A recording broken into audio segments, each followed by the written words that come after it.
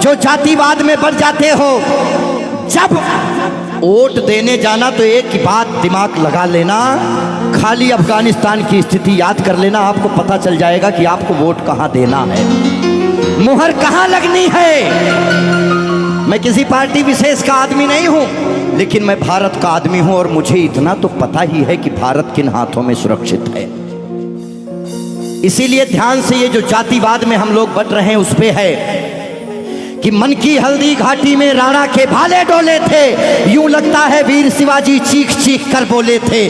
पुरखों का बलिदान घास की रोटी तक शर्मिंदा है, कट गई जंग में राणा की बोटी बोटी शर्मिंदा है। खुद अपनी पहचान मिटा दी कायर भूखे पेटों ने, जो टोपी जालीदार पहन ली हिंदू माँ के बेटों ने।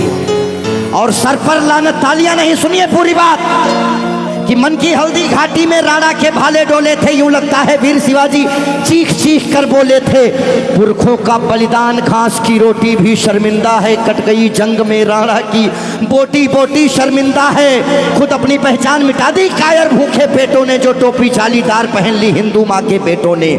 सर पर लानत वाली छत से फिर खुला ठिकाना अच्छा था, टोपी गोल पहनने से तो मर जाना ही अच्छा था।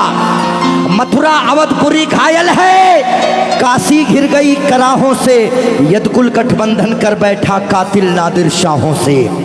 मुंह से आह तलक ना निकली धर्म ध्वजा के फटने से, कब तुमने आंसू छलकाए गौ माता के कटने पे। हिंदुस्तान के लोगों जागो,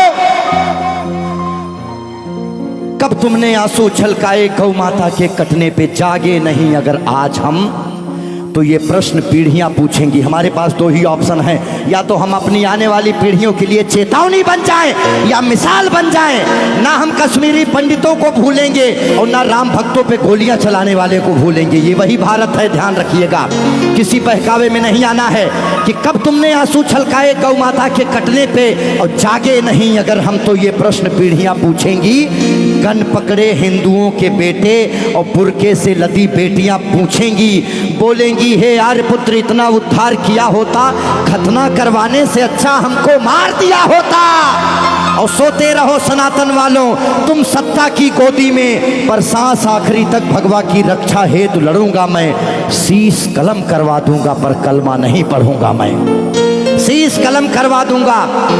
आने याद रखना, हमारे भारत में 29 राज्य हैं, जिसमें से खाली 22 राज्यों में हम लोग बहुसंख्यक हैं, बाकी अल्पसंख्यक। इसीलिए मैं भजन भी गाता हूं, मैं जागरण भी करता हूं, क्योंकि मैं भारत, मेरा चैनल कभी भी बदल सकता है। अभी देशभक्ति चल रहा है, कभी कभी कपिल शर्मा लग जाएंगे, फिर कभी आस्था लग जाएगा।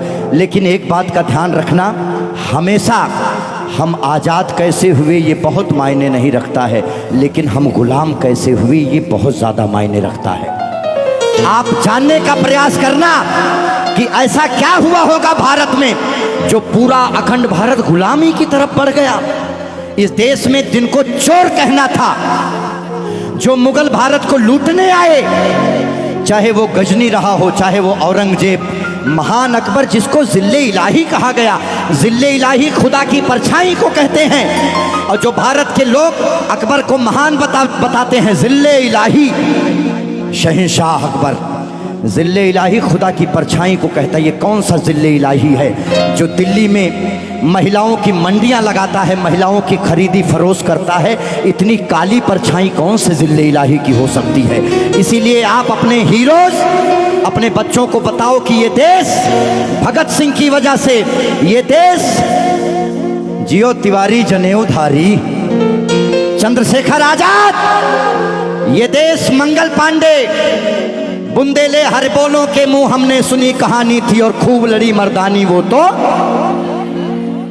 हमारे यहाँ महिलाएं घूंघट करती हैं क्योंकि यहाँ लुटेरे आए भारत में, लूटे, डोलियां लूटे, महिलाओं के साथ दुराचार किए, जिसकी वजह से उन्हें पर्दे में रखा जाने लगा। भारत के लोगों, 2022 का चुनाव